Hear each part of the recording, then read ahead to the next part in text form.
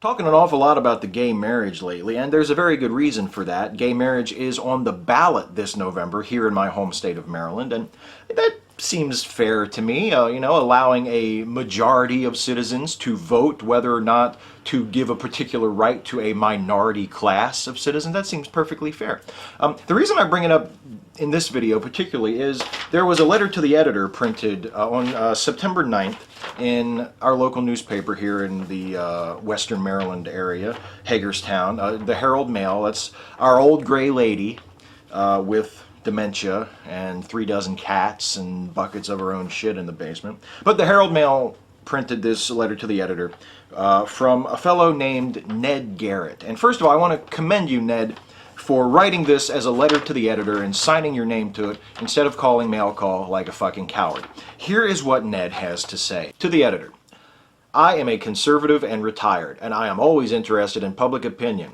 Recently, a statement about gay marriage said that it should be all right since it doesn't affect him. He is misinformed. It affects others in ways you cannot imagine. Without reference to religion, an argument against it can be made.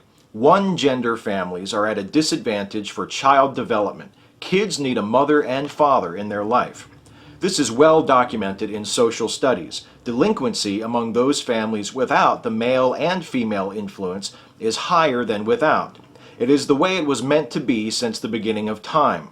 Children need to learn from both genders. Childless gay marriages are simply a political ploy on society, nothing more. Another minority heard from. Divorce among marriages with young children is epidemic in our society. Single moms struggle financially and socially without the solid presence of a man in the home.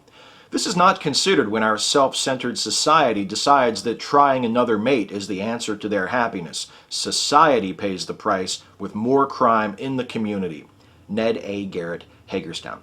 Although he kind of veers off in his own direction, Ned does touch on a very popular argument against legalizing same-sex marriage. It's really the only secular argument against gay marriage that you really hear with any frequency, and that is that a same-sex couple cannot have children naturally, and that two mothers or two fathers raising a child that they adopt or that they have through in vitro fertilization or something like that, or a surrogate mother, that they are not the ideal situation. They're not the ideal parents, because children should have a mother and a father. And we should want our children in our society to have every chance at having the ideal upbringing. They're not the ideal situation if they're being brought up by gay parents.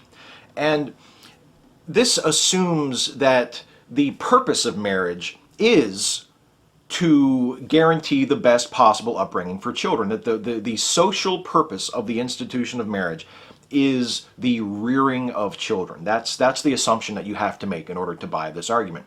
And I just don't make that assumption. And the reason that I don't is because I believe that, and I think history backs me up on this, and the history of our culture backs me up on this, that the institution of marriage is not something that was established.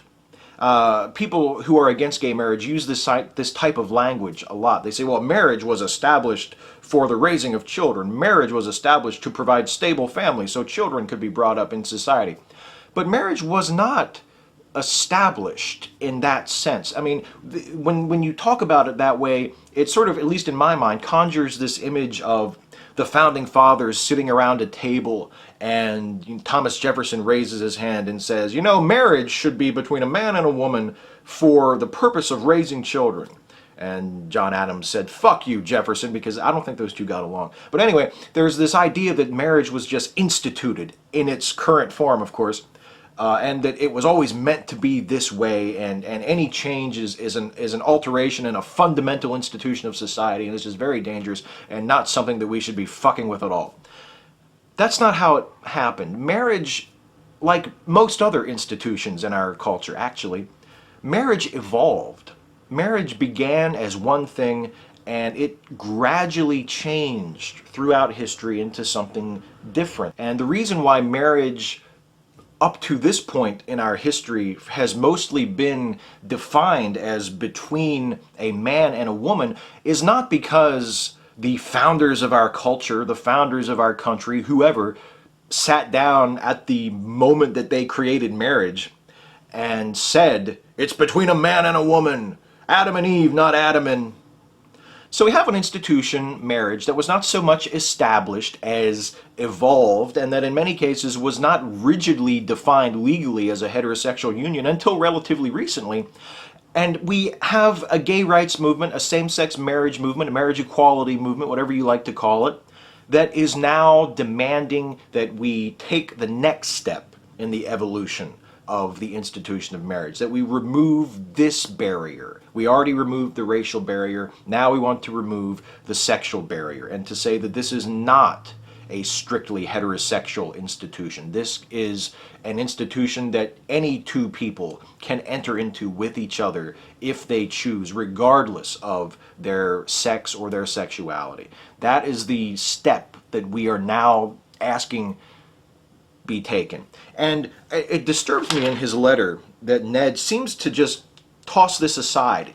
This just doesn't seem to matter to Ned at all. He says it's just another minority heard from. Isn't it terrible when minority classes of citizens stand up and ask for equal rights as all of the other people in their country? Isn't that just terrible when that happens? Boy, I hate that. You know, Ned, I mean, look, I am not a love it or leave it type person. I think there's a place for all of us here.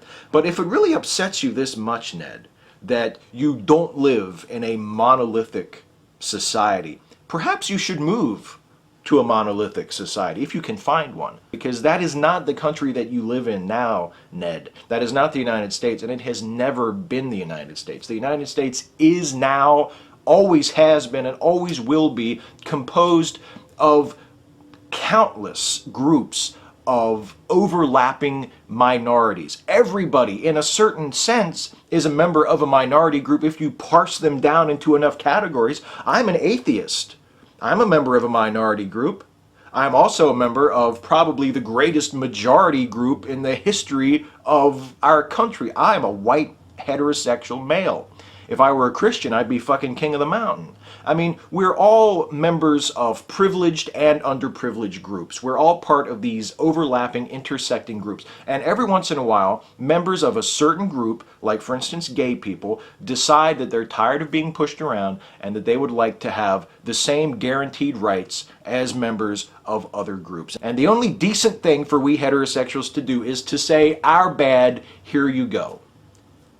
No hard feelings. But that's not what many of us are doing. Many of us are fighting it tooth and nail, and it's shameful, and we should be ashamed of it. And all of we heterosexuals who are not standing up and fighting for this group of people to get these justly deserved rights, we should all be ashamed of ourselves. We should be ashamed to stand by and either speak out against gay marriage rights or just to not say anything. Just, oh, well, you know what, it doesn't concern me. Shameful, absolutely shameful. When we live in a country that is built on the principles of freedom of speech, of freedom of expression, of freedom of thought, when we live in a country that has a constitution and one of the most important principles of that constitution, perhaps the most important principle of that constitution, you could argue, is the principle of equal protection under the law. Everybody should be treated equally, should be protected equally by the laws, regardless of their race, regardless of their ethnic background, their national origin, their sex, or their sexual orientation. That is one of the founding guiding principles. That is one of our American ideals. And every moment that transpires without marriage equality in this country is a moment that goes by that we as Americans do not live up to that ideal. And it's so easy to fix. It's so easy for us to fix. And we here in Maryland have an opportunity coming up in November to fix it. It's not the way I would like to see it fixed. I don't think that human rights should be subjected to a popular referendum, but I will take it nevertheless. We have a chance to fix this, and I hope that we do. And I ask everybody who watches this to help us, help me, help everybody who is a part of this movement to help us fix this. There are same-sex couples in this state, in this country right now, who have been together for years, who are probably going to grow old and die in this relationship. And all they want for themselves for their partners is the same things that heterosexual married couples take for granted, have always taken for granted. Health benefits, retirement benefits, Social Security and Medicare benefits, things that are just a matter of course for heterosexual couples. And some of them want the right to be able to adopt and raise children together because it's just what they want to do. That's the self-centered society that you're talking about, Ned. It's not about selfishness, you fucking asshole. It's not about selfishness. It's not about hedonism. It's not about people just wanting to follow their carnal lusts and have society nod its head approvingly at them. That's not what it's about. It's about human rights. It's about basic human dignity. A basic human dignity that has been denied a segment of our population that we can now correct and give to these people and guarantee a right to a group of people that has never had it and should always have had it. We can correct a wrong. We can make something right that should never have been wrong in the first place.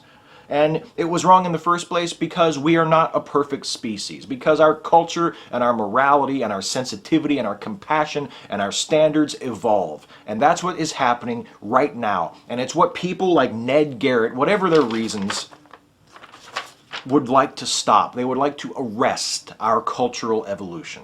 And our culture has to evolve. It cannot be stopped.